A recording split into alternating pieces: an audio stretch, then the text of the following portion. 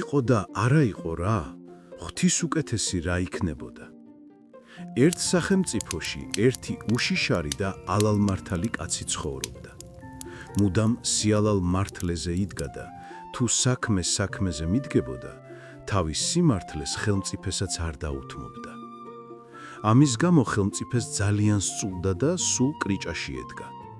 ხომ იცით, რომ ხელმწიფეებს სიმართლის მოყვარული კაცი არ მოსწონთ. ჰოდა ეს ხელმწიფეც სულ იმის ცდაში იყო, როგორმე თავიდან მოეშორებინა. სხვა რომ ვერაფერი მოუხერხა, ბოლოს ქვეყნის ღალატი და სწამა და ციხეში ჩასვა.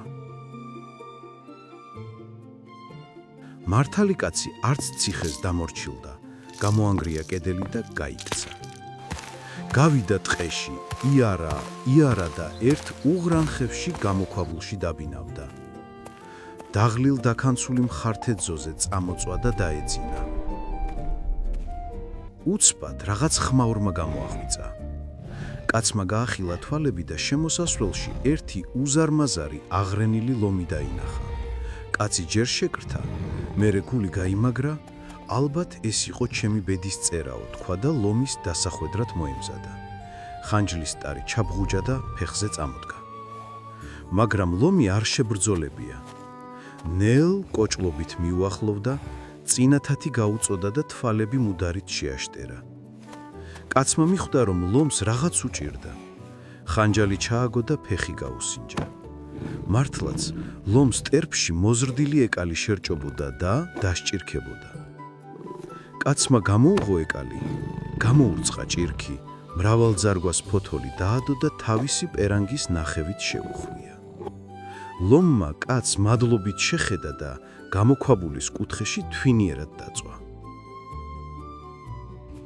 ლომს ფეხი მალე მოურჩა.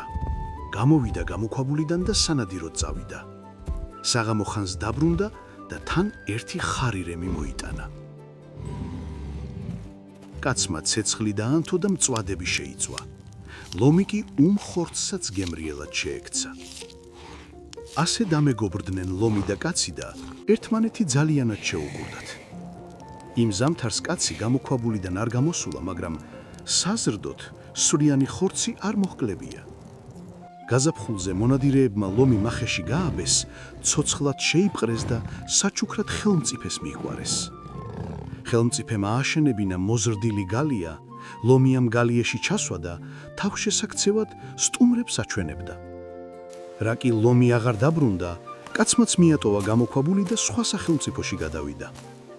იქ ერთ თავისავით ალალ მართალ ოჯახს ჩაუსიძევდა და დაიწყო მშვიდი და ბედნიერი ცხოვრება.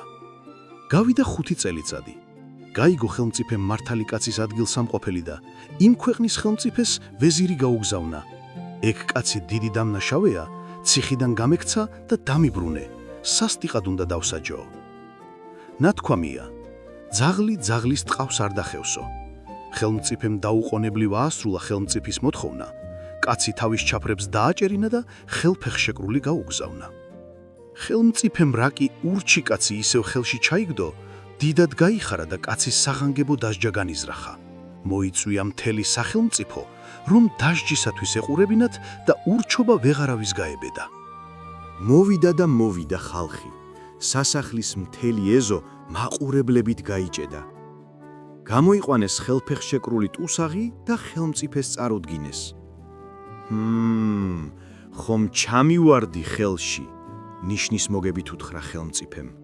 არ იცოდი, რომ ხელმწიფის ძალა უსაზღროა და ვერსად გაექცეოდიო? და ჯალათებს უბრძანა. გაუხსენით ხელფეხი და ჩემს ლომს შეუგდეთ გალიაშიო. გაუხსნეს ჯალათებმა ბორკილები და გალიაში შეაგდეს. ლომი ბოროტა დაიფოფრა. მაგრამ შეხედა თუ არა კაცს, მაშინმე დაცხრა, ნელა მიუახლოვდა და თავი კალთაში ჩაუდო. ყველა განცვიფრდა, მაყურებელი, ხალხიც და ხელმწიფეც, მაგრამ ლომის საქციელი ვერავინ ახსნა.